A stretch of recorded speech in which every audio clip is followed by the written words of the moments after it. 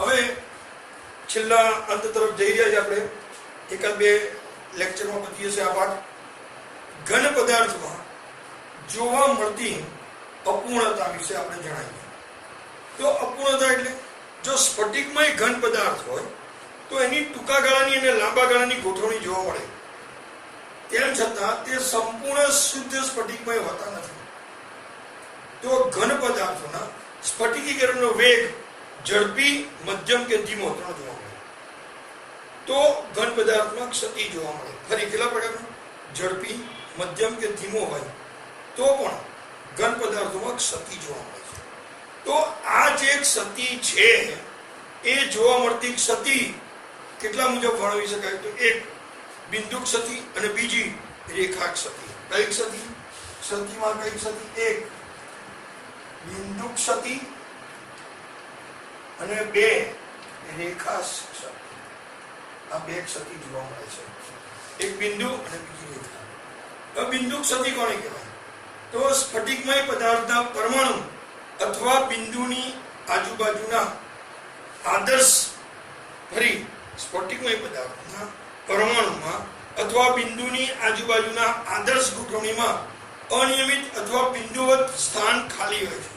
બિંદુવત સ્થાન કેવાય છે? ખાલી હોય છે. તેને કઈ ક્ષતિ કહેવાય? બિંદુ ક્ષતિ. પરમાણુ ફરી કહું છું, સ્ફટિકમય પદાર્થના પરમાણુમાં અથવા બિંદુની આજુબાજુ આદર્શ ગોઠવણીમાં અનિશ્ચિત, અનિયમિતતા અથવા બિંદુવત સ્થાન ખાલી છે. તેને કઈ ક્ષતિ કહેવાય? બિંદુ ક્ષતિ. રેખા ક્ષતિ. તો લેટીસ બિંદુની સમગ્ર હરોળમાં આદર્શ ગોઠવણીમાં અનિયમિતતા અથવા વિચલન છે તો તેને આપણે રેખા ક્ષતિ કહીએ છીએ. તો રેખા જે ક્ષતિ છે એ અનિયમિતતાઓને એટલે બધી અનિયમિતતા અંદર જોવા મળે. બરાબર. હવે બિંદુ ક્ષતિ છે એના પાછા પ્રકાર છે. બિંદુ ક્ષતિને આપણે વર્ગીકૃત કરીએ તેના પ્રકાર છે. એક તત્વયોગમિતીય ક્ષતિ. આના પ્રકાર છે ત્રણ પ્રકાર લખું છું. એક, બે અને આના ત્રણ પ્રકાર. સૌથી પહેલો પ્રકાર કયો છે? તો તત્વયોગમિતીય ક્ષતિ.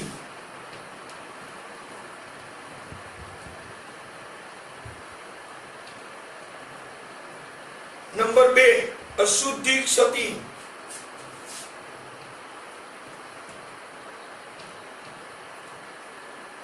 નંબર 3 બિન તત્વ યોગ મિતીય ક્ષતિ. આટલા એના પ્રકાર છે. બિન તત્વ યોગ મિતીય ક્ષતિ. હવે સમજો, ઘન પદાર્થમાં એવી બિંદુ ક્ષતિ છે કે ઘન પદાર્થની તત્વ યોગમિતીય ખલેલ પહોંચાડતી નથી. બરાબર. ઘન પદાર્થની તત્વ યોગમિતીયને ખલેલ ના પહોંચાડે. અથવા એટલે કે તેને આંતર અથવા ઉષ્મા ક્ષતિ પણ કહેવામાં આવે છે.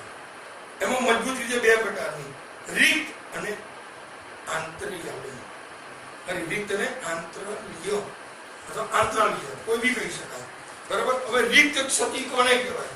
સૌથી પહેલા રિક્ત ક્ષતિ.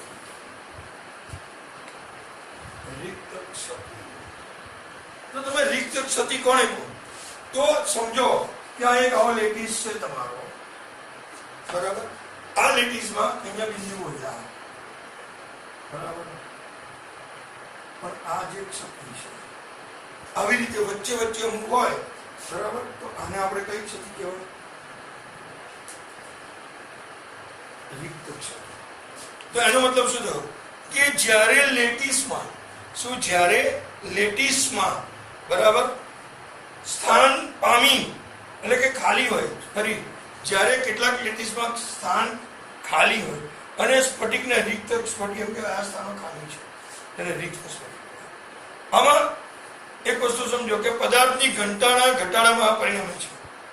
અથવા ક્ષતિ પદાર્થને ગરમ કરવામાં આવે ત્યારે પણ આ વિકસે. ક્યારે? ક્ષતિ પદાર્થને ગરમ કરો ત્યારે.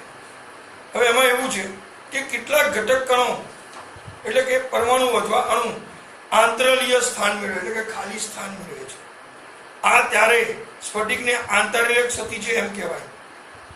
અને આ ક્ષતિ પદાર્થની ઘનતામાં શું કરે છે? વધારો કરે. ફરી જ્યારે કેટલાક ઘટક કણો આંતરલીય સ્થાન મેળવે છે, ત્યારે આંતરલીય ખાલી સ્થાન જગ્યાનો, તો ત્યારે આ સ્ફટિકને આંતરલીય ક્ષતિ છે એમ કહેવાય. અને આ ક્ષતિ પદાર્થની ઘનતાને વધારે છે. રિક્ત અને આંતરલીય ક્ષતિ ઉપર મુજબ આપણે સમજાવ્યું એ બિન આયનીય ઘન દ્વારા દર્શાવાય. પણ દ્વારા બિન આયનીય ઘન દ્વારા દર્શાવાય છે. હવે આગળનો મુદ્દો છે, સૌથી પહેલા હું ફ્રેન્કલ ક્ષતિ લઈશ. તો ફ્રેન્કલ ક્ષતિ, તો સૌથી પહેલા આયનીય ઘનમાં હંમેશા વિદ્યુત તટસ્થતા જળવાઈ રહેવી જોઈએ. કયા આયનીય ઘનમાં? કયા ઘનમાં? આયનીય ઘનમાં, બરાબર, વિદ્યુત તટસ્થતા જળવાઈ રહે. આથી અવકાશીય અથવા આંતરરાષ્ટ્રીય ક્ષતિને બદલે શું આંતરાલીય ક્ષતિ અથવા તો અવકાશીય ક્ષતિને બદલે આયનીય સંયોજનમાં જોવા મળતી ક્ષતિને આપણે કઈ ફ્રેન્કલ અને શોર્ટકી ક્ષતિ તરીકે ઓળખીએ છીએ.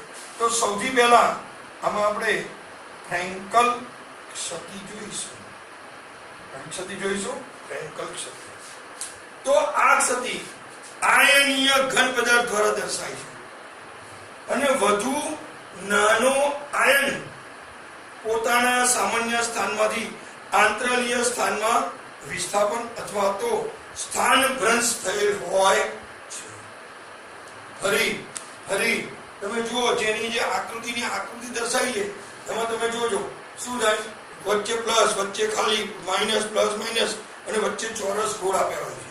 આમ ધારો કે અહીંયા હોય આ પ્લસ, પછી માઇનસ, એ રીતે બાજુમાં આપ્યા હોય પ્લસ માઇનસ, આવું છેક સુધી આપ્યું હોય, પણ વચ્ચે અમુક વાર ખાલી હોય છે, બોક્સ.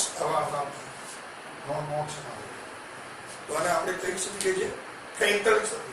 તો તે ક્ષતિને તેના મૂળ સ્થાને ઉપજાવે છે. બીજું, આ નવા સ્થાને આંતરલીય શક્તિ ઉપજાવે છે. ફરી તે રિક્ત ક્ષતિ તેના મૂળ સ્થાને ઉપજાવે છે અને આ નવા સ્થાને આંતરલીય ક્ષતિ ઉપજાવે છે. ફ્રેન્કલ ક્ષતિને વિસ્થાપન ક્ષતિ પણ કહેવાય. તે ઘન પદાર્થની ઘનતામાં ફેરફાર કરતી નથી. ફ્રેન્કલ ક્ષતિ એવા આયનીય પદાર્થ દર્શાવે છે કે જેમાં આયનના કદ વચ્ચે ઘણો મોટો તફાવત છે. આયનના કદ વચ્ચે કેવો છે? ઘણો મોટો તફાવત છે. એટલે કે તે નીચા સવર્ગાંક ધરાવે છે. કયા? નીચા સવર્ગાંક. તેમાં કયા આવે? ઉદાહરણ તરીકે ZnS, AgCl, AgBr, AgI. તો Zn+2 અને Ag આયનના કદ કેવા છે? નાના. ફરી ફ્રેન્કલ ક્ષતિ એવા આયનીય પદાર્થ દર્શાવે છે કે જેમાં આયનના કદ વચ્ચેનો તફાવત ઘણો મોટો હોય અને સવર્ગાંક નીચા હોય. જો નીચા હોય તો ઉદાહરણ ZnS, AgCl, AgBr અને AgI, જેનું કારણ Zn+2 અને Ag આયનના નાના કદ છે. બરાબર. એના પછી જોઈએ છે શોર્ટકી ક્ષતિ. હવે ફ્રેન્કલ પછી શોર્ટકી ક્ષતિ. શોર્ટકી ક્ષતિમાં શું છે? તો મૂળભૂત રીતે આયનીય ઘન પદાર્થોમાં રિક્ત ક્ષતિ છે. મૂળભૂત એટલે કે વિદ્યુત તટસ્થતા જાળવી રાખવા માટે અનુસ્થાપિત ધન આયન અને ઋણ આયનની સંખ્યા દર્શાવી છે. બંને સંખ્યા કેવી દર્શાવેલી? સંખ્યા સમાન, ઇક્વલ. ધન આયન અને ઋણ આયનની સંખ્યા કેવી હોય? ઇક્વલ હોય છે. પણ અનુસ્થાપિત ધન અને અનુપસ્થિત એટલે જેમાં ગુમ થયેલા ના હોય, બરાબર, દેખાય જ ગુમ થઈ ગયા હોય, તેવા ધન આયન અને ઋણ આયનની સંખ્યા સરખી હોય. ફરી કહું છું, મૂળભૂત રીતે ઘન પદાર્થોમાં રિક્ત ક્ષતિ છે. કયા પદાર્થોમાં? ઘન પદાર્થ. આપણે વ્યાખ્યા એવી જ જોઈ. બીજું, વિદ્યુત તટસ્થતા જાળવી રાખવા અનુપસ્થિત ધન આયન અને ઋણ આયનની સંખ્યા સરખી.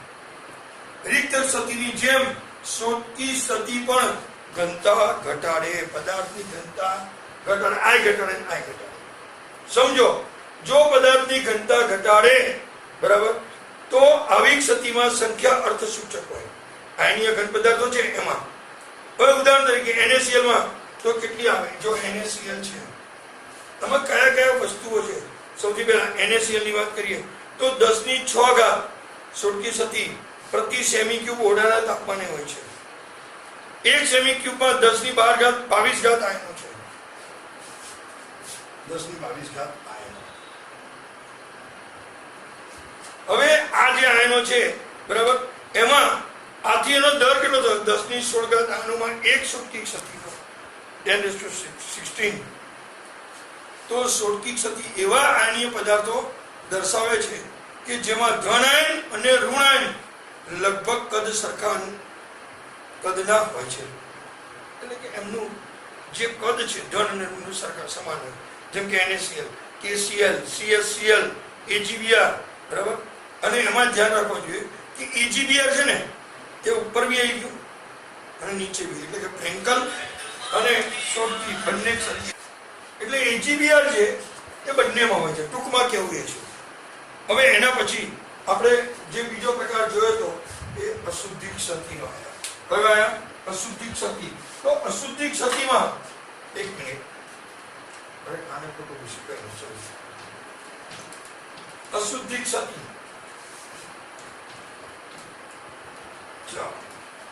હવે આમાં જો પીગલિત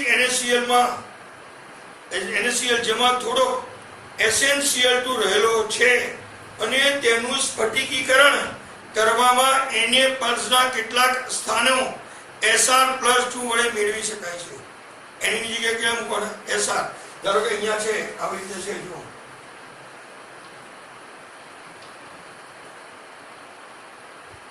આવી રીતે સમજો કે છે આ છે સ્ફટિક, બરાબર. આ બધામાં તમે જુઓ તો અહીંયા Na છે, Na+, Cl-, Na+, Cl-, આવી રીતે છે. તો અમુક જગ્યાએ અહીંયા Cl આવી ગયો તો અહીંયા શું આવશે? Na ની જગ્યાએ Sr. સમજ પડી? બરાબર. હવે ધારો કે આ ખાંડ છે, બરાબર. તો આવું જે છે આપણે ધારો કે અહીંયા Na, અહીંયા Cl, અહીંયા Na, બરાબર. એવી રીતે અહીંયા બદલાતા જાય છે, બરાબર છે. તો આપણે અહીંયા બધા ધારો કે અહીંયા છે તે રીતે આપણે જોતા જઈએ સ્થાન અરિત છે, કઈ રીતનું છે એ રીતે. તો આ રીતે ઉત્પન્ન થયેલી ધન અહીંયા રિક્ત સ્થાનો, બરાબર, Sr+2 આયનોની સંખ્યા જેટલા જ હોય છે. આવું અનુમાન ઉદાહરણ CdCl2 અને AgCl નું દ્રાવણ છે, બરાબર. ખબર પડી? તો આમાં સમજો કે ખાલી આમાં શું છે? Sr+2 છે એના 2 આયન ને ફેરબદલે છે, એટલે એકનું સ્થાન મેળવે છે અને બીજાનું સ્થાન ખાલી છે. એટલે આ સ્થાન મેળવ્યું અને આ સ્થાન કેવું રાખ્યું? ખાલી રાખ્યું. આટલે સુધી ક્લિયર? Okay, next. ચલો, હવે તમે જુઓ કે અત્યાર સુધીમાં આપણે જે સ્ફટિકમય સતી અને પદાર્થના તત્વયુગ્મને ખલેલ પહોંચાડતી નથી તેમ છતાં વિશાળ પ્રમાણમાં બિન તત્વ યોગમિતીય અકાર્બનિક ઘન પદાર્થો જોવા મળ્યા. પણ હવે સમજો કે ઘટકમાં બિન તત્વ યોગમિતીય ગુણોત્તર છે જે સ્ફટિકમય રચનામાં સતીને લીધે છે. તેના પ્રકાર કેટલા? 2. ધાતુ વધારોક સતી અને ધાતુ ગુણક સતી. હવે પહેલી વસ્તુ, હવે એનામાં જોઈએ કે આમાં જો ધાતુ વધારોક સ્થિતિ જોઈએ તો એમાં 2 ધાતુ વધારો સ્થિતિ અને ધાતુ ઉણપ સ્થિતિ, આ 2 સ્થિતિ છે. હવે ધારો કે આપણે ધાતુ વધારોક સ્થિતિ જોઈએ તો ધાતુ વધારોક સ્થિતિમાં શું હોય? તો NaCl અને KCl જેવા એકાયા છે બંને આલ્કલી હેલાઇડ, તો આ પ્રકારની સ્થિતિ દર્શાવે. તો એમાં સોડિયમ ક્લોરાઇડને ના સ્ફટિકને આપણે સોડિયમ બાષ્પના વાદળમાં ગરમ કરીએ, હીટ આપો, તો સોડિયમ સ્ફટિક પરમાણુની સોડિયમ પરમાણુ સ્ફટિકની સપાટી પર જમા થાય. I am going to repeat. NaCl માં સ્ફટિકને સોડિયમ બાષ્પના વાદળમાં ગરમ કરો ત્યારે સોડિયમ પરમાણુ સ્ફટિકની સપાટી પર ભેગા થાય અને Cl એ સ્ફટિકના પ્રસરણ પામે. એ સ્ફટિકની સપાટીમાં શું થાય? પ્રસરણ પામે અને Na પરમાણુ સાથે સંયોજાઈને NaCl બનાવી દે તો જો આ રચના હોય તો આ સ્ફટિકમાં એને આયન બનવામાંથી કે ઘુમાવતા એને પ્લસ આયન બનવાથી ઘુમાવતા ઇલેક્ટ્રોનના લીધે આ પરિસ્થિતિનું નિર્માણ થાય. જો આ પરિસ્થિતિ લીધેનું નિર્માણ થાય તો છૂટ્યો પડેલા ઇલેક્ટ્રોન સ્ફટિકમાં પ્રસરે અને એનાયનીય સ્થાનને રોકી આપે. આને પરિણામે સ્ફટિક હવે સોડિયમનો વધારો કરે છે. તો અયુગ્મિત ઇલેક્ટ્રોન દ્વારા રોકાયેલા એન આયનો બરાબર એનાયનિક સ્થાનોને F ના કેન્દ્ર કહે છે. જર્મન ભાષામાં શું કહેવાય? ફાર્બેન સેન્ટર. બરાબર. હવે તે NaCl સ્ફટિકનો રંગ કયો આપે છે? પીળો. હવે આ રંગ તેના સ્ફટિક પર એટલે પડે શું પડે કેમ ખબર? દ્રશ્ય પ્રકાશમાંથી ઊર્જાને શોષી લે. બરાબર. તેના સ્ફટિક પર આ રંગ જ્યારે તેના સ્ફટિક પર પડે એટલે દ્રશ્ય પ્રકાશમાંથી જે ઊર્જા છે એને શોષે છે અને ઉત્તેજિત થતા આ ઇલેક્ટ્રોનને લીધે હોય છે. હવે સમજો કે LiCl ને સ્ફટિકને વધુ લિથિયમ આછો ગુલાબી રંગ અને KCl ના સ્ફટિક વધુ પોટેશિયમ જાંબલી રંગ બનાવે છે. સમજો. હવે ધાતુ ક્ષતિ વધારો ક્ષતિમાં તો ઝીંક ઓક્સાઇડ ઓરડાના તાપમાને સફેદ ત્યારે ગરમ કરતા શું થાય? ઓક્સિજન ગુમાવે, પીળા રંગના ફેરવાય. તો શું થાય? ZnO gives Zn+2 વત્તા 1/2 વત્તા 2 એને ગરમ કરે. હવે સ્ફટિક બધું અંદર જ છે. સ્ફટિક ઝીંકમાં જો વધારો કરવામાં આવે તો Zn 1 + x * O છે. બરાબર છે. અને બરાબર બને છે શું બને? Zn 1 + x બને છે. બરાબર. હવે ફરી કહું છું, આ ZnO એને ગરમી આપો. શું આપવાની છે? ગરમી. એટલે ગરમ કરો. તો Zn +2. હવે અહીંયા +2 બન્યો તો O2 તો એક જ છે અહીંયા કે 1/2 O2. બરાબર. તો આનો મતલબ શું થયો કે Zn+2 આયન આંતરિક સ્થાન તરફ ખસે અને ઇલેક્ટ્રોન પડોશી આંતરિક સ્થાનો તરફ ખસે છે. હવે ધાતુ ઉણપ ક્ષતિ આ તો આ જોઈ લીધી. ધાતુ હવે ઉણપ એટલે ધાતુ ઘટ. તો આ પણ એવા પદાર્થો છે જેમાં તત્વ યોગમિતીય પ્રમાણ એટલે પ્રબળ મજબૂત અથવા મુજબ બનાવવા મુશ્કેલ છે. તો ઓછા પ્રમાણમાં ધાતુ આયન ધરાવે છે. જેમ કે FeO. આપણે આગળ છે ને પેલું એનો દાખલો ગઈ સાલ પેલા એમાં કર્યો તો શું કહેવાય 8મું ચેપ્ટર. બરાબર. એમાં આપણે શોધ્યું હતું કે Fe.95O પછી Fe બરાબર એ રીતે પોઈન્ટ વાળા શોધતા હતા. તો Fe.95O સંગઠનમાં મળી આવે. ખરેખર Fe.93O થી Fe.96O ના ગાળામાં હોય છે. તો આ સ્ફટિકમાં શું થાય? Fe આયન ગુમ થયેલા હોય એ જરૂરી છે. બરાબર. કે જણાય કે ભાઈ Fe આયન જતા રહ્યા.